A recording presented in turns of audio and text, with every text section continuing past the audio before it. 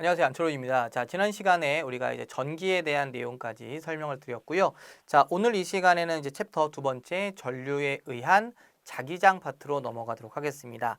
자, 지금부터는 이제 우리가 자석, 자기장, 자기력에 대한 용어들로 내용이 정리가 될 건데요. 자, 하나씩 보도록 하겠습니다. 자, 우리가 앞서서 배운 내용 중에 전기장이라는 용어가 있었습니다. 기억나시죠?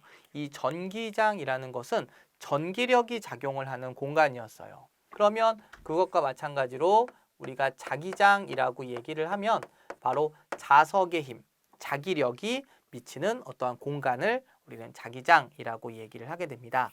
전기장은 하나의 공간이었지만 우리가 벡터 물리량이었죠. 역시 이 자기장도 마찬가지입니다. 자기장도 사실은 하나의 자석이 이렇게 존재를 하고 있었을 때, 하나의 자석이 이렇게 존재를 하고 있었을 때, 이 자석의 힘이 미치는 공간의 개념이지만 이 자기장도 방향을 정해서 벡터 물리량으로 이해를 해주시면 되겠습니다. 그래서 먼저 기억을 하셔야 되는 것, 이러한 자기장의 방향과 크기를 우리가 어떻게 나타내느냐에 대한 내용인데요. 사실 이제 우리가 자기장의 방향이라고 하면 흔히 N극에서 나와서 S로 들어간다 이렇게 이제 표현을 하시게 됩니다. 그런데 그게 단순히 하나의 자석 그리고 그 자석의 외부에 대한 내용이라면 사실 크게 틀린 말은 아니에요. 우리가 하나의 자석을 표현했을 때 자기장이라는 것은 N극에서 나와서 S로 들어가는 형태. 그렇죠?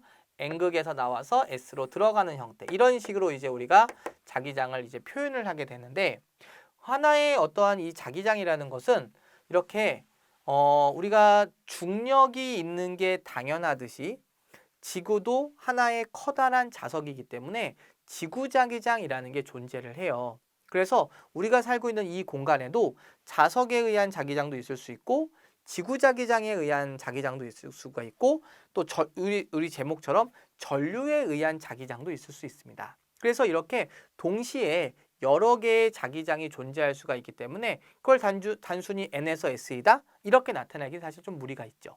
그래서 이러한 자기장의 방향이라는 것은 내가 알고자 하는 지점에 우리가 전기장은 내가 알고자 하는 지점에 플러스를 갖다 놓고 그 플러스가 받는 힘의 방향을 우리가 전기장의 방향이다 라고 나타냈던 것처럼 자기장이라는 것은 내가 알고자 하는 지점에 나침판의 바늘을 우리가 자침이라고 하는데 그러한 자침에 N극이 가리키는 방향을 우리는 자기장의 방향이다 라고 얘기를 하게 돼요. 무슨 말이냐면 우리가 하나의 자석이 이렇게 존재를 했을 때 만약에 여기다가 나침판을 딱 놔뒀더니 나침판의 N극이 오른쪽을 가리키더래요. 그러면 여기서의 자기장의 방향은 오른쪽이구나 이렇게 우리가 나타낼 수가 있다는 거죠. 그래서 이 자석은 N극인가 보다. 그러니까 자기장이 이렇게 뭔가 나오는 듯한 모습을 띠고 있네 라고 생각할 수 있지만 방금 전에 얘기한 것처럼 자석에 의한 자기장만 존재하는 건 아니에요. 즉 예를 들어서 지구자기장이라는 게 존재를 한다면 지구자기장은 항상 북쪽을 가리킵니다. 그래서 지구자기장의 방향은 북쪽을 가리키는 상태에서 자석에 의한 자기장은 오른쪽, 동쪽을 가리키고 있는 상태에서 이렇게 두 개의 자기장이 존재를 하면 이 자기장과 이 자기장을 합성을 해가지고 바로 합성 자기장이라는 게 존재할 수가 있고 그렇기 때문에 여기다가 만약에 내가 나침판을 갖다 놓게 되면 나침판의 N극이 이 방향을 가리킬 수도 있다는 얘기죠. 그래서 우리가 자기장의 방향이라는 것은 어떠한 단편적인 예시를 보고 그냥 N에서 S 이렇게 외우시기보다는 조금 더 정확하게 말하면 내가 알고자 하는 지점에 나침판을 갖다 놓고 그러한 나침판의 N극이 가리키는 방향을 우리는 자기장의 방향이라고 한다. 이렇게 생각해 주시면 된다는 겁니다. 아셨죠?